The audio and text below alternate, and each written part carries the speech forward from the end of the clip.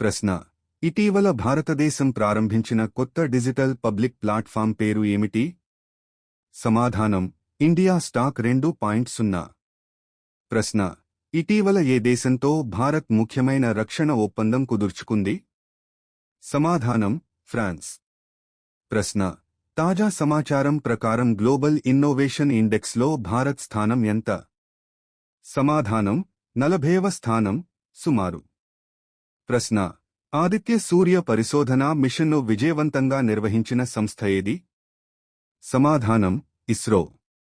ప్రశ్న: digital personal data protection చట్టం అమలును పర్యవేక్షిస్తున్న కేంద్ర మంత్రిత్వ శాఖ ఏది?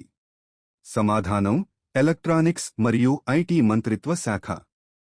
ప్రశ్న: యూపీఐ సేవలను విదేశాల్లో విస్తరించడానికి ప్రధానంగా పనిచేస్తున్న సంస్థ ఏది? సమాధానం: national payments corporation of India NPCA. ప్రశ్న: ప్రపంచవ్యాప్తంగా ఆరోగ్య హెచ్చరికలను విడుదల చేసే అంతర్జాతీయ సంస్థ ఏది? సమాధానం: ప్రపంచ ఆరోగ్య సంస్థ WHO.